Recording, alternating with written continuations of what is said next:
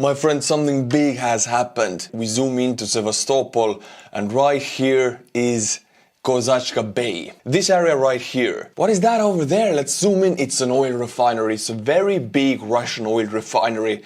And bada boom, it's on fire. Not one of the tanks, almost all of them, the entire refinery is on fire. Ukrainians really went at it. Let's of course measure the distance from the front line. From Kherson is 235 kilometers from the closest point where Ukraine could have flown the drones. It was a drone attack, a very devastating one. Local Russian authorities have tried to put out the fires, but it's an oil fire. I mean, you cannot really put that out with regular forces. They have already requested aid from the country, from the government, because this is too big of a flame to be put out in one day only with local forces. Ukraine again demonstrating the power of their drones, and 230 kilometers is nothing to them to destroy an entire refinery.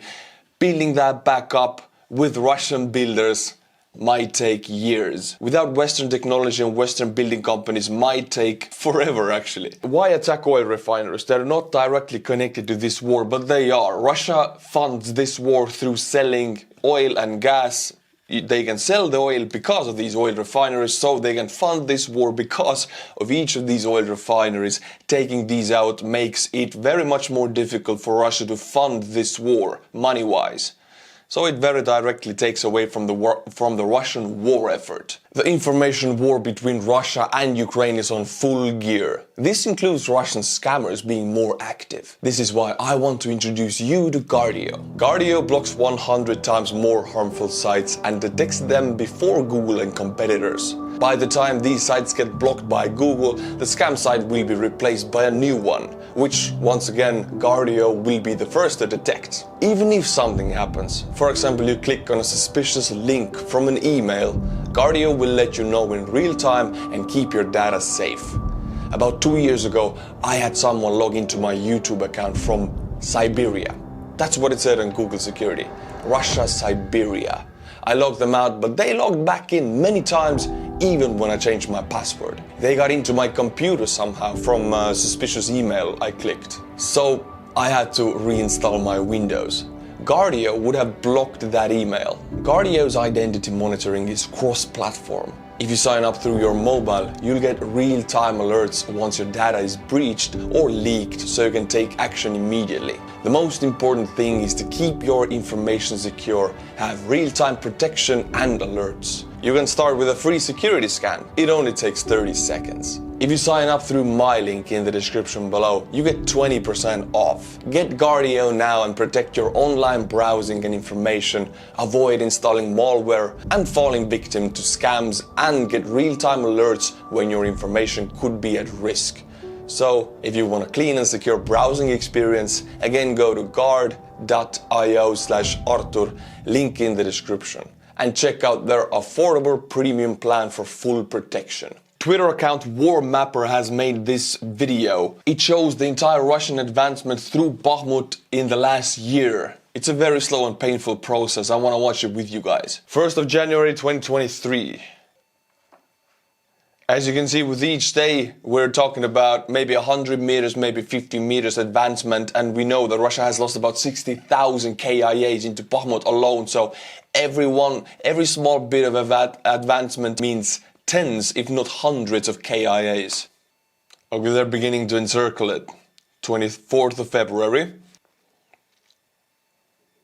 And it's very interesting to see, Russians encircled it from 3 sides and still Ukrainians didn't pull out. They're very slowly pulling a fighting retreat, making Russians pay for every meter they gain. Now Ukrainians hold only a small western part of Bahamut. They have made the price of occupying that city for Russians extremely high. So high that now Putin has to think about another mobilization if he doesn't want to leave these areas, because keeping these occupied areas with losing 500 KIAs per day without a mobilization is not feasible. It's just not possible in the long term. That is not it from Bahamut. Thank God for Dmitry, who has translated this video for us. The commander of the 127th Territorial Defense Brigade in Bahamut. He will give us the information. How is the situation there? Слава Україні! Сьогодні 26 квітня. Ми знаходимося в фортеці Бахмут. Я Грищенко Роман, командир 127-ї бригади Сил територіальної оборони Збройних сил України. Фортеця Бахмут обороняється, фортеця Бахмут стоїть. Ворог застосовує широку авіацію, застосовує ствольну артилерію, застосовує... If Ukrainians lose Bahamut, if they pull out of Bahamut, then the surrounding areas controlled by Ukraine are on a hill. They're on a hill facing down on Bahamut. Some Ukrainian commanders have said that if Russians take this city, if we pull out completely, it will be a Turkish shoot for our artillery because they can just shoot down into the valley of Bahamut from their hills. Second, the aviation. Ukraine has been receiving MiGs from Poland and Slovakia recently, but the issue is the radar capacity is smaller than the newest Russian fighters' radar capacity, and they will lose an air war or a dogfight against these modern Russian planes. So Ukraine effectively cannot use their newly donated MiGs because they will be shot down, unfortunately. If we're talking about giving fighters to Ukraine, then they need fighters that have greater radar capacity than the modernized Russian fighter jets. That is why, unfortunately, Russia can use their aviation in Bakhmut quite freely. It comes down to modern radar systems. Танки застосовують всі можливі свої засоби, наносять авіаційні бомбові удари. Flamethrowers. That's new. Наші герої, представники Сил оборони Бахмуту, виконують свої обов'язки добросовісно, якісно і утримують свої позиції. Хочу дуже сильно подякувати всім громадянам України та всього світу за підтримку наших героїв. Щиро вам дякую від усіх моїх побратимів. Це неоціненний вклад в духовне підняття і піднесення нашого особового складу. Дякую вам, фортеця стоїть. Слава Україні! I can believe him, the fortress is standing. There is no indications that Ukraine is losing the areas anytime soon. They're very slowly doing a fighting retreat. It looks like they're controlling the situation and controlling the fighting retreat. What is that? The ground's trembling. You know what that means. I think Clown Prigozhin is walking again. We can feel the trembles in the ground. This time, here's a video of Prigozhin claiming that Wagner is running out of troops and there might be no Wagner very soon if things continue this way. Теперь, что касается потребностей вообще снарядов на фронте и чего мы хотим. Вот на сегодняшний день мы приходим к тому, что ЧВК «Вагнер» заканчивается. We are drawing to a point, we're getting to the point where Wagner PMC is drawing to a close because, yeah, but who is to blame for that? Wagner has had 50, 60,000 fighters in Ukraine at their highest moments. Now they are having 30, 20 and going down. Whose fault is that? Prigozhin is responsible for sending these men to die with human meat tactics. And now he's complaining that he's losing men and he's not getting new ones because it is very hard to recruit in Russia volunteers because information about this war has become widespread with the help of Russian military bloggers. Nobody wants to join anymore. You need very big sums of money to get people to join, even Wagner. So the reality of forcing your men to use human wave tactics and deplete your men like that is getting to Prigozhin. It's all he's doing, so it's ironical seeing again that he's complaining about it when he's responsible for it. Заканчивается. И ЧВК «Вагнер» через какое-то короткое время перестанет существовать. Мы уйдем в историю. Ничего страшного. Так бывает. Ну, вам не кажется, что это громкое заявление сейчас всех деморализует? А я сейчас его еще раз сделаю. Don't you think it will demoralize? Of course it will. I think Prigozhin is having a crisis of some kind. Recently he's very negative. He doesn't have a gram of positivity left in him. He's talking about the coming Ukrainian counteroffensive and how it will be very strong and serious and knock out the Russian defensive lines, how Wagner will be no more, how he's getting no more ammunition. I mean, this guy has lost the grip mentally. He's focused on the negatives. I mean, focus on the positive. I'm of course taking this with a joke. Попозже, если ты позволишь. Сейчас про боеприпасы, потом еще раз про ЧВК «Вагнер». Yeah, the sad reality of his situation is dawning on Prigozhin. He is a war criminal and he's fighting on the wrong side of history. But remember last video we talked about Wagner not being the only military company, private military company in Ukraine. There's also Gazprom private military company whose units like Potok are fighting, and now Potok and Wagner soldiers are fighting each other because when the Potok soldiers retreated, Wagnerites threatened to shoot them and accused them of being cowards.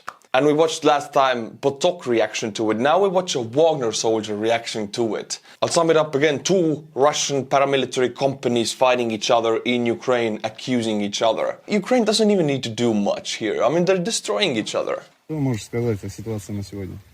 Вчера заняли лесополки с западной стороны Бахмута. Противник свои силы абсолютно не жалеет. Постоянно подтягивает новые и новые резервы. По 20-30 человек в час. Работа ведется круглосуточно. Соседи, которые стояли у нас на флангах, так называемая ДРО «Поток». He's talking about the Robotok is Gazprom's private military company's units. Газпромовская ЧВК, о которой наш директор говорил, в полном составе ночью бросили свои позиции, бросили оружие и съебались оттуда просто как ссаные твари. Приходится закрывать дыры своими силами. Вот и утек голубой поток.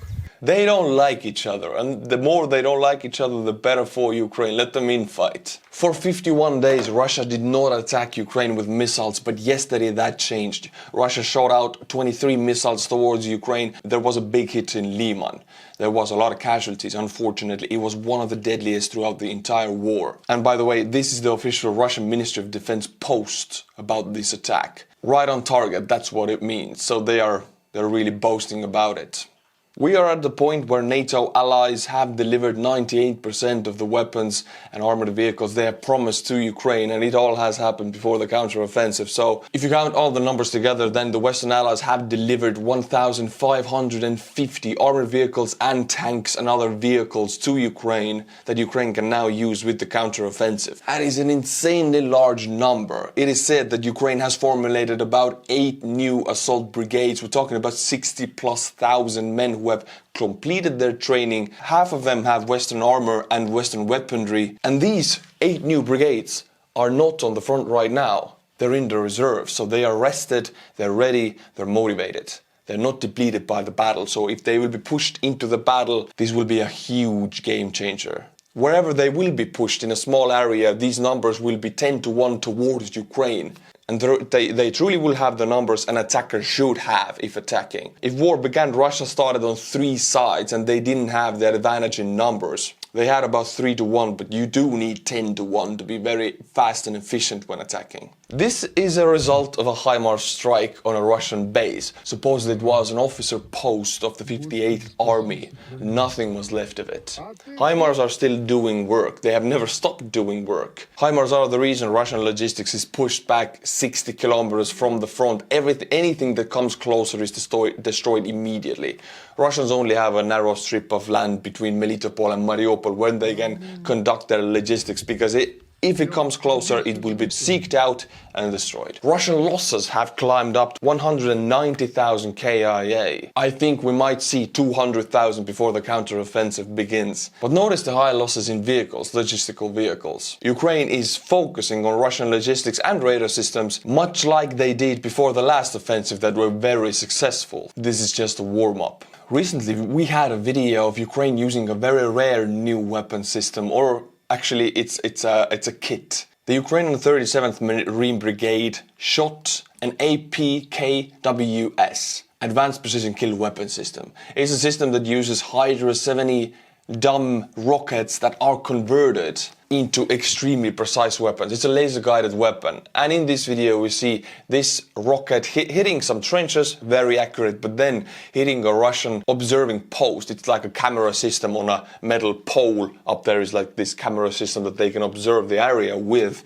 And usually when you attack such small targets, you attack the ground beneath them, which knocks it out. But no, not this time. This rocket hit it straight in the center. That means we're talking about 20-30 centimeters of accuracy to a few kilometers. That is an insanely extreme accurate weapon. We saw the first time use of it on this video. The thing is, USA has tons of Hydra 70 rockets in their stockpiles, and converting them into this APKWS makes them modern, extremely precise, and very deadly. Advanced Precision Kill Weapon System. Converting the Hydra 70 is only 1/3 of the cost of making a new one. It's also 1/3 of the weight of the current laser-guided weapon systems, munitions. And it has a low yield of explosives, but since it's so precise, you don't need a huge explosive in it, because you can hit a target with centimeters accuracy. We're not talking about meters here. Dmitry has translated for us a complaint of a Russian military blogger. And I want to read it for you, because recently we have gotten so many videos about this, which I unfortunately haven't been able to show because it's just not possible in YouTube. but I'm sure you've all seen them. It's about first-person view drones, racing drones with munitions, these very fast and agile drones which are small, tiny like mosquitoes, and they make a boom when they connect to you. The enemy began the massive use of FPV death planes or first-person view drones, unfortunately sometimes with success. Recently in the Kherson region, a drone flew into a Kamaz window with 2 servicemen in the front end. Both of our guys are dead. Protection against such raids, which are increasing every day, is as follows. Either move the front or put jammers everywhere or identify operators and centers, hubs, and destroy them. In any case, the enemy now has advantage of 3 to 6 months with a new effective weapon, the most massive use of which is yet to come. Yes, Ukraine has 3 to 6 months advantage in these drone systems. They're not regular kamikaze drones, they're these racing drones, extremely fast and agile. You need to be a very good drone operator to be able to fly them like a racer. And you cannot really do much about it. You cannot shoot them down, they're so small. You can only jam them, but then you have to identify them and use your drone gun, but you don't see them, you don't know they're there. They're too small to identify. So you cannot much do anything against it, and Ukraine is mass producing them. And these videos are extremely juicy. You see the drone going in and boom. There it is. It's one of the newest weapons that is being adopted into this war. This war is always changing. And these drones being small, they don't destroy tanks, but they take out crews of vehicles or crews of 2 or 3. They injure men who have to be carried by 4 men. They're small needles that sting very painfully. Putin has signed a new law, a decree, which gives a combat veteran status to those who fought in Ukraine since 2014. This same decree acknowledges that Russia was in Ukraine, occupying and attacking in Ukraine since 2014, something that Russia has not acknowledged ever since then. So this means they're just lies upon lies upon lies for decades.